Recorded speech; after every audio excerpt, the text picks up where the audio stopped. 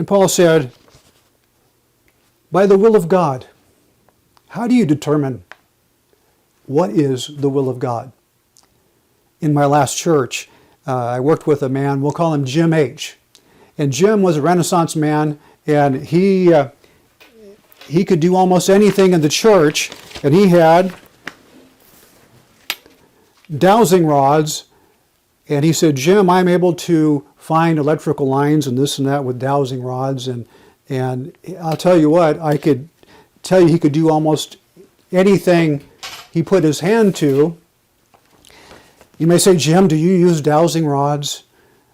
I don't know if I can comment on that other than to say that when I complain, has anybody seen my car keys?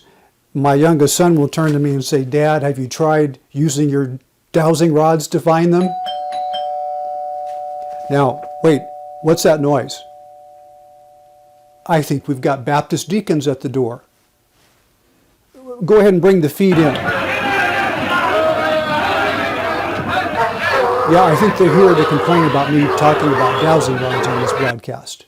Well, what I can tell you is that one Lord, one faith, one baptism, one Bible, and the wisdom that God gives us, God provides us what we need to find His divine will.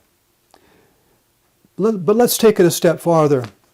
There are some practices that we can do, and you may say, back on the subject of divining rods, remember the woman who said, if I could just touch the hem of His garment, I will be healed.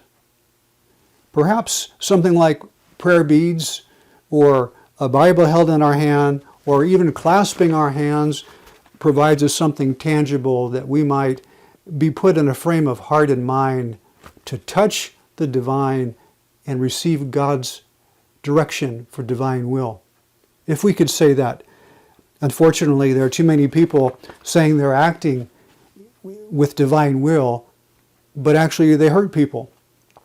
And the reason is they've forgotten the two major things we mentioned before, which are, let's walk together.